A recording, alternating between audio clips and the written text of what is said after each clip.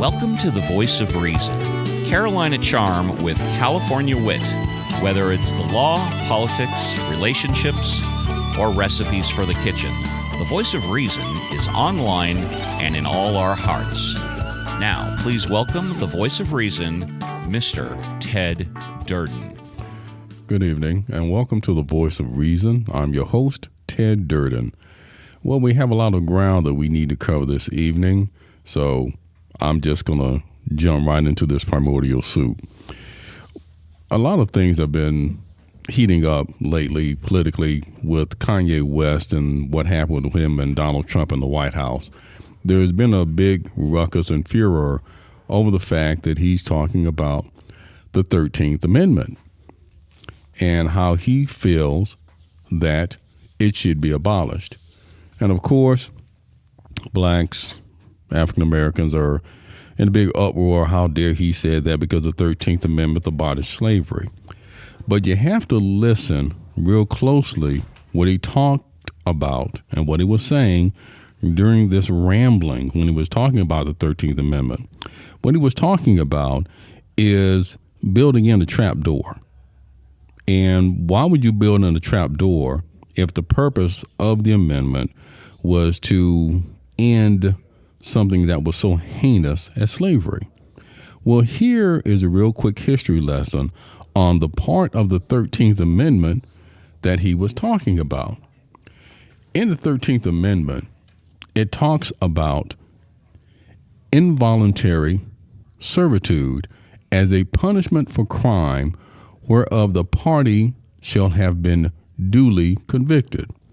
Now, you may ask yourself exactly, well, what the hell is involuntary servitude? Well, I'll tell you exactly what it is and what he's talking about. You have to bear in mind that the majority of prison inmates are African Americans. Involuntary servitude basically is prison labor. Now, in our community, we coined the phrase slave labor because that's pretty much exactly what it is. And you say that, okay, well, how can it be involuntary? Well, let me put it to you like this. Let's say if you have an apple and you have a man in front of you that's really hungry, but you've taken some worms and you've diced it up and you put it inside this apple. Now, if that man gets hungry enough, he's going to eat it. Now, is it his choice? Yes, it is. So here you have these prison inmates, and do they want to be behind bars all the time? No. So what do? They take jobs. Slave labor. Now, you think about what the average minimum wage is now as it rockets towards $15 an hour. They're making about 23 cents an hour. And you would be surprised. You would be surprised at the number of products that are made by prison inmates. Now, I think a lot of us already know about the telemarketing, because there are telemarketing calls that are done by prison inmates, which to me is a scary thought to know someone might have my phone number or someone that's calling me up to sell me something is a prison inmate. But prison inmates in the federal and state prisons, they make up a unique labor force for publicly traded corporations. Now, they work under what's called the Federal Prison Industries Incorporated, and it was established in 1934 when, who of all people was president? Franklin Delano Roosevelt.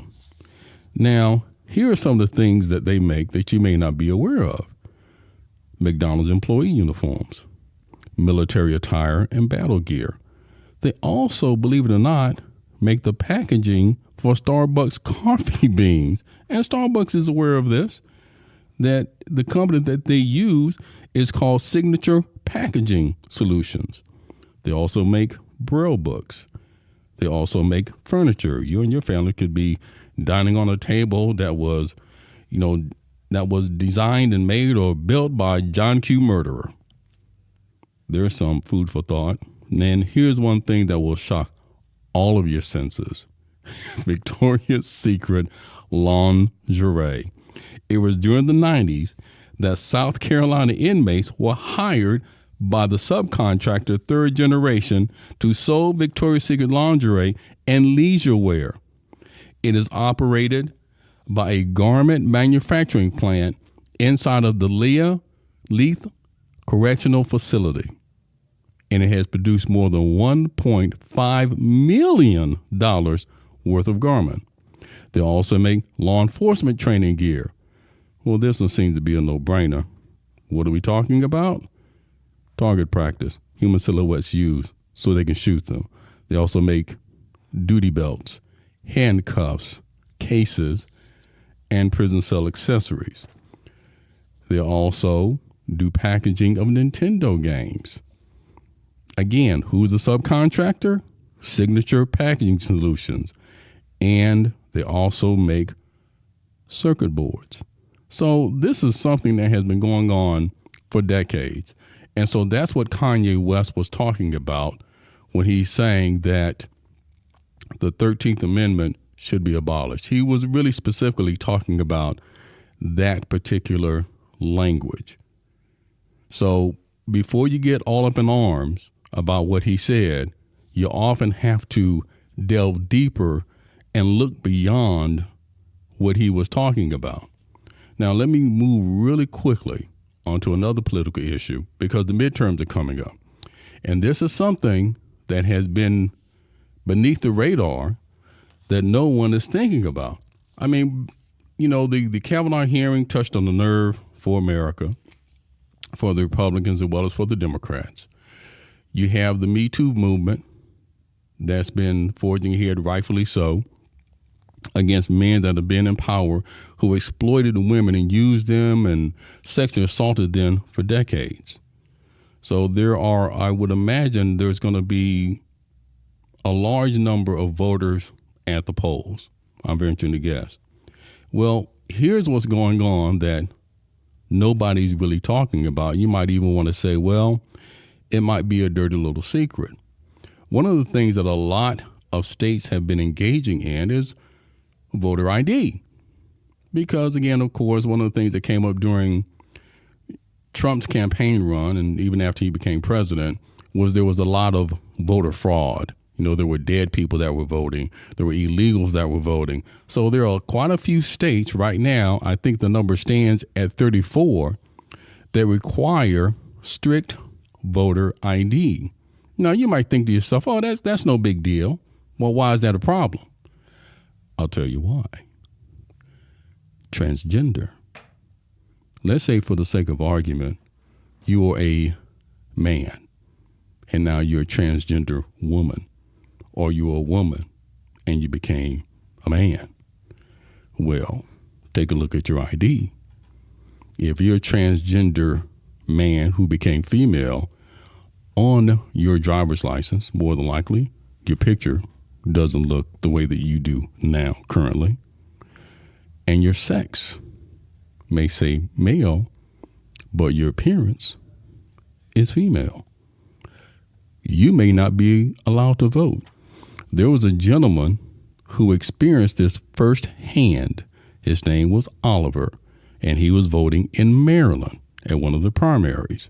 And he was taken to task by one of the pollsters who was not going to allow him to vote because he was a transgender man. His appearance was female. They made him wait for an hour. He was humiliated. He was embarrassed. He was eventually allowed to vote because he was smart enough and was aware of the fact that Maryland voter ID requirement isn't that strict. So for all of my listeners out there, it would be a good idea for you to become familiar, if you're a transgender, with what the rules and the laws are. Because right now, it is estimated that strict voter ID could affect almost 78,000 people. For instance, in the state of Alabama, according to recent information that was provided, there is approximately 15,300. Of them, 70% have no updated IDs or records. Georgia, 37,050, 55% have no updated IDs or records. Indiana, 17,500, 57%. Kansas, 6,300, 67%. Tennessee, 18,550, 69%, with no updated IDs or records. Virginia, 20,750 with 40%. So you're getting the idea. You're getting the idea that the upcoming election, very crucial because it's going to determine who's going to run the House, who's going to run the Senate. So, again, I would advise and caution you, make sure that you know exactly what your voter ID laws are and the state that you're voting in. Of course, we're not going to have that problem out here in California because, let's face it, we're extremely liberal, so everybody's going to vote no matter what. Now, again, careening ahead, the next legal issue is a touchy one. Very touchy. Because it almost indirectly talks about the Me Too movement. I'm sure the majority of the listeners have heard about Quintez Cephas. Now, he's a football player for the University of Wisconsin. Now, what has happened is he was arrested and charged with sexual assault. And it involves two women. And here's what happened. And it's happened to all of us. It happens on a regular basis during the week, especially during the weekend. You're going out, you're having a party, having a good time. People have too much to drink. Sometimes people drink to lose their inhibitions, male and female alike. But the reality of it, women often end up on the short end or long end of the stigma, depending on how you look at it. But the fact of the matter is, in this situation here, these two women went to a party and got drunk and ending up having a threesome with Quintez Cephas. The women subsequently alleged that he sexually assaulted them without their consent, without their knowledge. One woman indicated that she had barely any memory of the night before when the sexual assault occurred, alleging that at one point Cephas and one of his friends, Danny Davis, was standing over her laughing and taking pictures. It wasn't until later that the police became aware that there was actually two women involved, because it was the first woman who was taken to the hospital who reported the sexual assault. Now, naturally, Cephas' attorney and Cephas have denied all allegations. They've indicated that the threesome, the menage a trois, was consensual.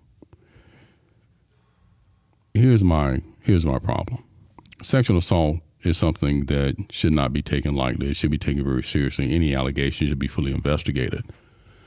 My concern on the legal tip is that these women have put together a poll and they're attempting to have it put on the books that if you are having sex with a woman who's intoxicated, that it should be qualified as rape. That's scary, because just say for the sake of argument, in this situation here, there's an old phrase, buyer's remorse. These women may have gotten drunk, had a threesome, regretted it the next day, and then concocted these allegations. That would be the worst thing that could happen if that's true, because it would ruin his life. If it is found that that is not true, that he did sexually assault him, he needs to be buried under the prison, or greased up, naked, and left in the general prison population. They can have their way with him. But that's my concern, because as I indicated, there are a lot of people, men and women, who often drink, sometimes to excess, to relax, to take the edge off. And we often sometimes do things that we other would not when we drink. It's called liquid courage, to do the things we would never otherwise do. I think that becomes very, very slippery slope if a law like that entered on the books. I think because as we have seen recently, there are people out there, women, men, who would attempt to take advantage of that for their own selfish means. I'll go back to years ago when Tawana Brawley in New York found in a trash bag with dog feces and naked, and she indicated and she alleged that she had been sexually assaulted by a group of white men. Come to find out later it was a lie. She stayed out all night with a boyfriend, flying a freak flag, and didn't want her daddy to know. It's a very slippery slope, because when you mix alcohol and someone who's looking to cut loose, is a very, very dangerous combination. Now let's move on to something a little bit lighter. As you know, I talk about relationship trends. I got a real tricky one here. And in this sense, I'm going to invoke the name of Rodney King, who uttered that famous phrase, "Can't we all just get along? Can't we just all just get along?" And I'm trying to understand. I mean, blacks and whites, for centuries immemorial, we've had a stormy romance. That's what we've had. And we've come a long way, and we have a lot further to go. And it's unfortunate to me, and this is just my opinion, because of the current administration that we have and our world leader, Donald Trump, who is very confrontational, kind of in your face, doesn't apologize for anything. If anything, he doubles down, even when he's wrong. So we've recently had this spate of white people confronting black people for doing nothing, for being black.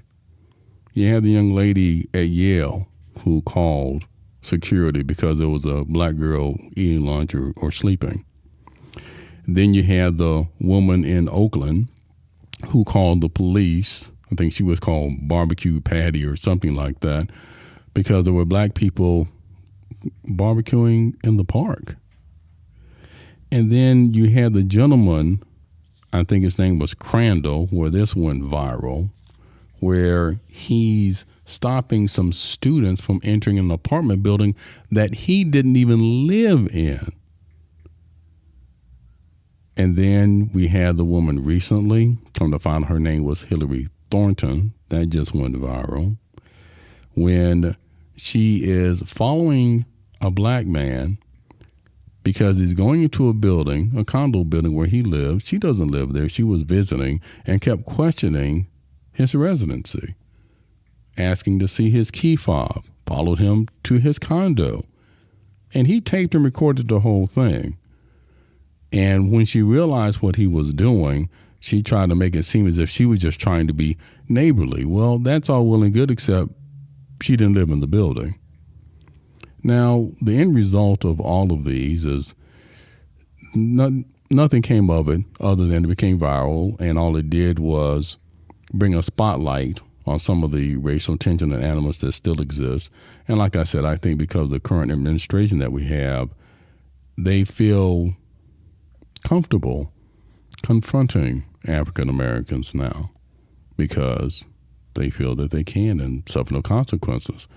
But they find out that that is not true. Crandall, who actually was a hotel manager at a hotel down the street, got fired. Hillary Thornton, who actually worked for a company that managed condominiums, she got fired. If memory serves me correctly, the young lady who called security on the black student sleeping or having lunch at Yale, I think she was asked to leave the school. I think she was expelled. And now recently we had a woman, they called her Corner Caroline, where she called the police on a 12-year-old black boy claiming that he grabbed her ass when all that happened is his backpack brushed up against her. Well, the next day that she went to go visit this particular establishment, she was greeted by a throng of African Americans who jeered at her, taunted her. So I think the lesson that has to be learned here is, white folks, y'all just need to stop engaging in that behavior unless you really see something criminal going on, because at the end of the day, the only person that gets hurt is you. Nothing has happened to any of these people who were caused that the police was called on. Your dignity suffered. You lost your job. And we're just fine. So just cut that it out. Just leave us alone. Let us live our life. That's all you got to do. Now, the other relationship trend that we have going on right now, of course, it's always directed at the ladies more than anything, is I don't know why you put up with the things that you do from us men. Yes, I'm including myself, although I'm not guilty of a lot of the stuff I talk about. But you're dating a man who's talking to more than just one woman. And a lot of you feel that you can't ask him for an exclusive relationship, for exclusivity, because in your head, well, he's not committed to me. I don't know nothing about him. He don't know nothing about me. How can I ask him? How can I do that? I can't put no demands on him. I can't put no claim. Yeah, you can. Yes, you can. And I'll tell you why. Because again, it doesn't work for you. It doesn't work in your favor. If he's just out there sampling women, talking to women, that's going on. Now, if you're doing the same thing with men, then no harm, no foul. But if you're not, then most women, and I'm stepping out on a limb here, they don't. Because if there's a man that they're interested in, that they're really interested in, they just want to pursue that man. Now, you can have a conversation with the man and tell the man, I know we're not committed, but what I'm asking of you is exclusivity. Just talk to me. You don't need to be talking to other women, because it's like he's just out there sampling. And if he's sampling all those women, eventually he's sampling so many, he's going to forget what you taste like. He's going to forget what you are like, what your personality is like, what your belief systems, what your morals are. Because, you get to so many women, to talk to so many women, a man just can't keep them straight in his head. Trust me, he can't. He lacks the skill and the ability. So you need to, again, demand more, expect more, demand better, expect better. Because most men out there, I believe, will rise to the occasion. But you have to demand it, because men, more than any other creature, they're going to do whatever we think we can get away with. And if he gives you pushback, why you want to, I don't want to do that. Why I got to just talk to you? That's a clear indication he's not the one for you. And there's nothing wrong with that. You might just have to walk away, and maybe he'll think more of it. Because one thing I do know is men will pursue women who have a great deal amount of self-respect and who won't put up with the crap. We're no different than children at times. We need boundaries. We need rules. And that's fine. Give us some. We just might surprise you. Well, now we get to my absolute favorite part of the program, food porn. Well, I give you a meal, give you a recipe, absolutely to die for, as I've said on previous shows. When I come up with these recipes, it is intended as a date night, romantic dinner, by candlelight, just you and your loved one. So we'll come right back after this commercial break. You're listening to The Voice of Reason with Ted Durden, brought to you by Turchin Law, 818-230-3110. If you need any assistance with employment, labor, or workers' compensation law, call Turchin Law, 818-230-3110. And if you like The Voice of Reason, please subscribe and tell a friend. Now we go back to the Voice of Reason with host Ted Durden. Peppered steak with Asiago cheese. Now, I don't eat a whole lot of meat. I'm primarily a white meat vegetarian, as you can say. But being a good old Southern boy, some things I just can't give up. Ribs being one, steak being the other. Now, me being a steak man, my favorite steak is a ribeye. Because to me, and admittedly, I cut this under my mother's cloth, under her apron. You just can't beat a good ribeye steak, especially when it's perfectly marbled, just enough fat to give you that flavor. Yeah, so let's just jump on up into this. So what you're going to need to do is get yourself a couple of nice, about 2.5, 3-inch thick ribeye steaks. And you're going to get some coarsely ground pepper. You're going to take about a tablespoon of olive oil. Now, with Asiago cheese, I like to use mushrooms. You can use crimini, shiitake, or portobellos. Some people might want to use sliced button mushrooms. I'm a real big fan of either shiitake or portobellos because of their texture. For me, they work perfectly with steak. And you'll need about 3 cups of that. Now, if you get some Asiago cheese, you would prefer to have it shaved. Because, of course, when you season it and you put it on a steak, you want it to be able to melt a little bit. You don't want to put a big slab of cheese on it. You don't want that. And get yourself some fresh spinach leaves. As you can tell in some of my previous recipes, one of my favorite things to make is spinach and mushroom. I love that. Now, the spinach is optional. You don't have to do it. But me being me, I'm going to get me about a 1/4 cup of mushrooms, and I'm going to make this thing work. Now, with any good steak, of course, you can pair it with a baked potato or mashed potatoes, because, again, I'm a meat and potato kind of guy. You have the spinach and the mushrooms, but those are primarily as a garnish that you can add onto the steak. You can just do a simple salad on the side. You can make yourself a little green bean casserole on the side. Again, I'm a real big asparagus fan, so you can do that. And I've talked about roasting asparagus, so listen to some of those other podcasts, because I'm just going to jump into this recipe regarding this steak, though. All right. So what we're going to do is, if the fat has already been trimmed off, then you're good. You're going to take the steak, you're going to season both sides of the steak with the cracked pepper. Now, I don't just use cracked pepper. Sometimes I get a little sweet paprika to splash on that.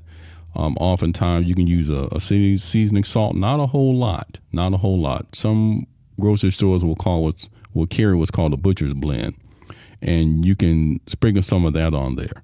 Now, what you're going to do is you're going to take that and you're just going to, before you season it, rub it down with some olive oil and then throw it on the grill. Now, if you have a ribeye steak that's as thick as I've indicated, if you want it for a medium well or medium rare, and that's going to vary. For a medium well, when you put it on the grill, you want to put it on there for about 5 minutes each side. If you want it medium rare, you're going to do it about 4 minutes each side. So after you rubbed it down with olive oil and you season it, that's what you do. But the important thing is, when you take that steak off the grill, immediately wrap it in tin foil. It has to rest because it's still cooking. And that's what gives it its tenderness, is when you wrap it in that tin foil. Now, while that's resting, what you want to do is, in a pan, put a little olive oil, and you want to put in your mushrooms and dice up some shallots and put that in. Put in the spinach that I indicated, and you want to saute that. It doesn't take very long. Just saute that. Now, once that's done, then you take the steak, which by this time, about 5 to 7 minutes, it would have rested. Put it on the plate. Put the Asiago cheese on first, because you want the Asiago cheese to hit that meat, that shaved Asiago, because that's going to start to melt. And then you can put your mixture of spinach, mushroom, and salad. Now, if this is done correctly, don't ruin it by using steak sauce, because you're going to kill all that flavor that you've just done. So that's how you serve that up. Like I said, with mashed potatoes, sour cream, butter, chives, whatever other vegetable that you want to put on the side. And of course, I am with the wine pairings. What you want to do is pair that with a nice Cabernet Sauvignon. And I recommend, if you can afford a Caymus or a Caymus Reserve, a Silver Oak Cabernet Sauvignon. They have a Napa and an Alexander Valley. I prefer the Napa. Pair that with it. Yeah, that's food porn right there. Beautiful evening with a loved one, cherished one. Yeah, that makes for a very nice evening, a very nice meal. Well, that brings us to the end of another episode of The Voice of Reason. This has been my absolute pleasure talking to you tonight. And hopefully you'll tune in next week for another edition of The Voice of Reason. And remember, change only occurs when we communicate openly and honestly with each other. I'm Ted Durden, your host, and I look forward to you listening next week.